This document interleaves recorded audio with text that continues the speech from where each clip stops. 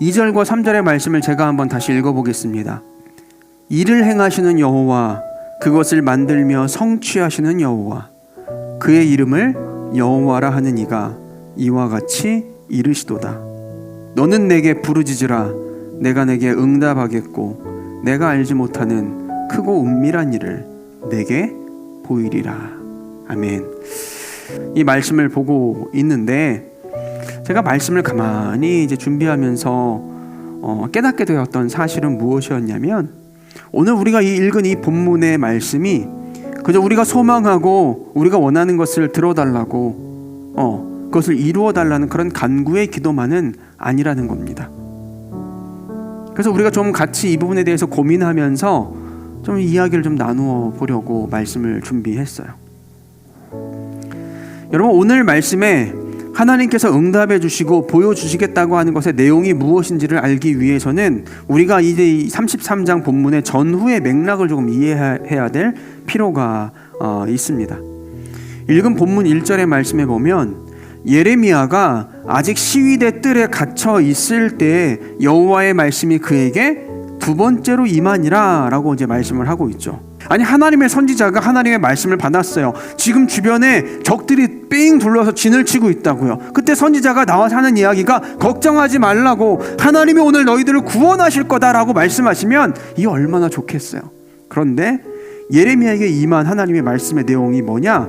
요약하면 이런 겁니다. 바벨론의 군대가 예루살렘을 에워쌀 것이고, 이미 에워싸고 있죠. 하나님께서 예루살렘을 바벨론에 넘기실 거고 질 거라는 거예요. 그리고 시드기야 왕은 포로로 잡힐 것이고, 지금 자기의 왕에게 이야기하는 겁니다. 당신은 저 군대에게 붙잡힐 거야. 붙잡힐 뿐만 아니라 바벨론에 끌려갈 것이고, 그리고 유다는, 이 나라는 멸망하고 승리하지 못할 것이다 라고 하나님의 말씀이 예레미야에게 임한 거예요. 그래서 지금 예레미야가 어디에 있는 거예요? 왕이 붙잡으라고 제 가둬놓으라고 한 거예요. 저런 소리 한 사람 제 가둬놓으라고. 그래서 시위대들의 이 예레미야가 하나님의 말씀을 전한 대가로 갇혀 있는 거예요. 가둬져 있는 거라고요. 하나님께서는 지금 멸망 앞에선 유다를 향해서 계속해서 말씀하시는데 그 말씀이 예레미야에 계속 임하고 예레미야가 증거하고 있다는 사실이죠. 근데 흥미로운 건 뭐냐면, 그렇게 해서 붙잡혀서 시위대 뜰에 갇혀 있는 예레미야에게 임한 말씀을 또 보니까 이번엔 또 달라요. 32장 6절 이하를 보면 회복에 대한 말씀을 또 주시기 시작하는 거예요. 그래서 32장 6절 이하에 보면 하나님께서 예레미야에게 명령을 하십니다. 뭐라고 명령하시냐면, 야, 너 아나돗에 밭을 좀 사라 라고 말씀을 하시는 거예요. 이게 뭐를 의미하는 걸까요? 이 전후의 상황을 잘 생각을 해보세요. 지금 거대한 적이 코앞에 당도해 있습니다. 나라의 운명이 풍전 등화 앞이에요. 사실 유다는 멸망할 겁니다. 예언이 되었으니까요. 그렇다면 그런 상황 속에 누가 돈을 주고 땅을 사는 게 과연 지혜로운 일이냐는 거죠. 그런데 하나님께서 이런 위급하고 어려운 상황에 예레미야에게 말씀하시는 게 뭐냐면, 야, 너 땅 사, 땅 사. 지금이 기회야. 땅 사라고 말씀하시는 거예요. 이게 무슨 의미예요? 하나님께서 회복시켜 주시겠다라는 거예요.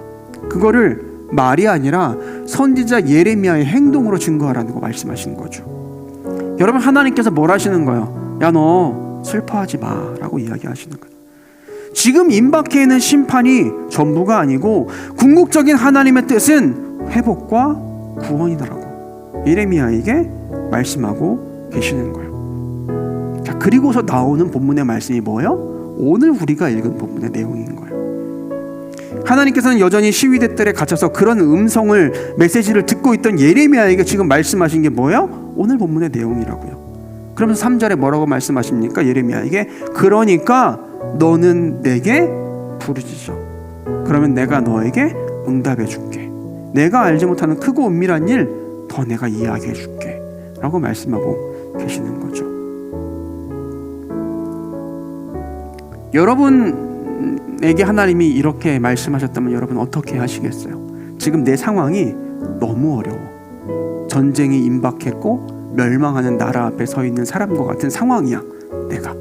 그런데 하나님이 그 상황에 대한 해결의 문제가 아니라 왠지 내가 생각할 때는 저 멀리 한참 뒤에나 있을 법한 회복의 이야기를 주고 계신다라고. 그걸 기뻐하라는 거예요. 그걸 소망하라고 말씀하신다면 여러분 어떻게 하겠어요? 아멘. 하나님을 찬양합니다. 하나님을 경배합니다. 네, 저도 믿습니다. 하나님 그렇게 이루실 줄을 믿습니다 하면서 오늘 웃을 수 있겠어요?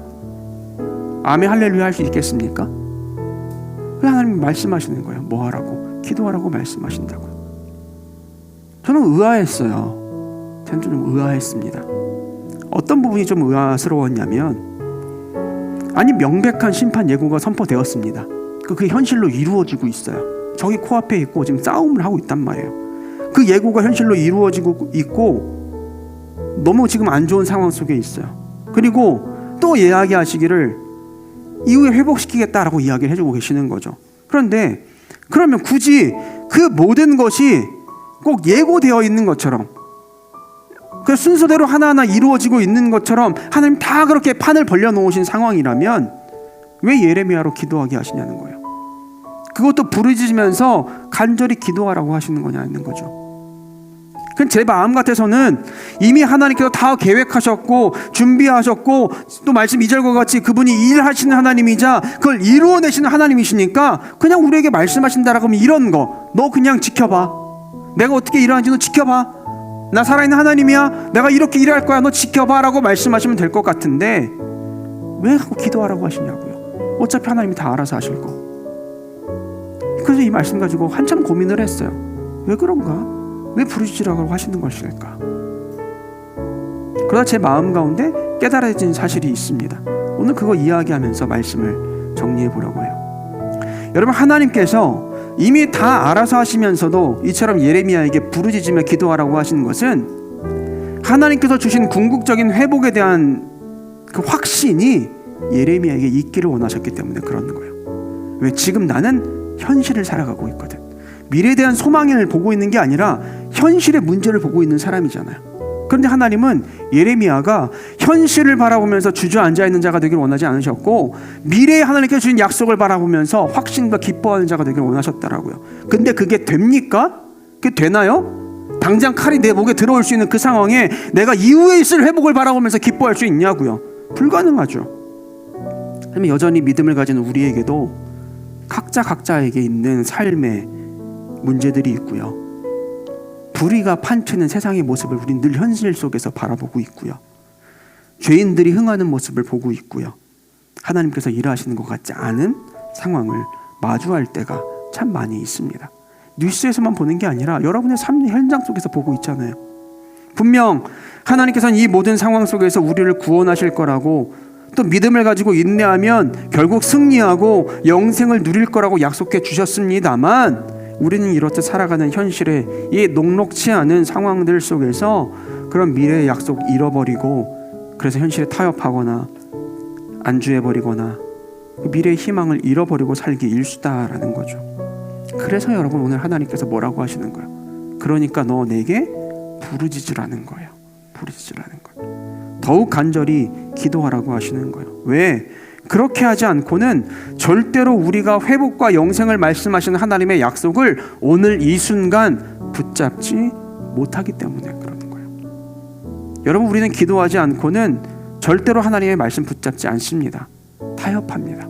그게 우리의 연약함이에요. 기도하지 않고는 절대로 우리는 믿음 안에서 인내하고 소망하지 못합니다.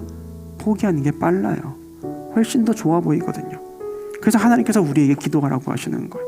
오늘 예레미야에게 부르짖으라고 하시는 거라고요. 또 하나님께서는 우리로 아직 복된 약속이 이루어지지 않은 오늘, 현재, 그런 오늘의 삶을 살아갈 힘을 얻게 하기 위해서 기도하라고도 말씀하시는 거예요. 여러분, 말씀 2절에서 강조하는 게 뭡니까? 하나님이 어떤 분이신지를 강조하고 있어요. 그분은 그냥 말만 던져놓고 가만히 계신 하나님 아니시라는 거예요. 그분은 일을 행하시는 여호와. 그냥 일을 행하시는데 그 결과가 어떻게 될지 모르는 게 아니라 반드시 원하는 바를 이루어내시고 성취하시는 하나님이라는 거죠. 그러면 그 하나님께서 예레미야에게 말씀하시는 것들은 이루어집니까? 안 이루어집니까? 이루어지는 거예요.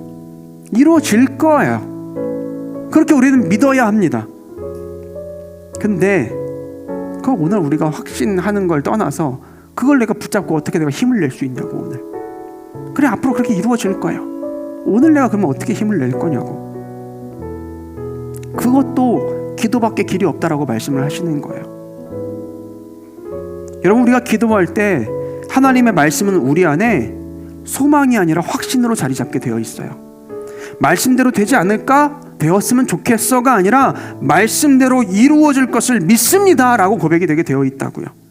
그 확신은 오늘을 살아갈 우리에게 있어서 믿음 안에 서 있을 수 있는 원동력이자 힘이 된다라는 거예요. 다른 데 있는 게 아니에요. 여러분의 의지가 강해서 내가 이제까지 신앙생활하며 쌓아왔던 신앙의 경력이 많아서가 아니라고요. 이것도 하나님 주셔야 될 힘이 있는 거예요. 근데 언제 주실 수 있는 거예요? 우리 기도할 때 받을 수 있는 거 아닙니까? 결국 여러분, 오늘 우리가 말씀 가운데서 깨닫게 되는 사실은 우리가 뭔가를 들어서 아는 게 중요하지 않아요. 물론 듣는 자가 되는 게 참 중요하겠지만 듣는 것보다 확신하는 게 훨씬 더 중요한 겁니다. 그리고 그 확신을 위해서는 오직 기도하는 길밖에 없다는 사실을 여러분 기억할 수 있었으면 좋겠습니다.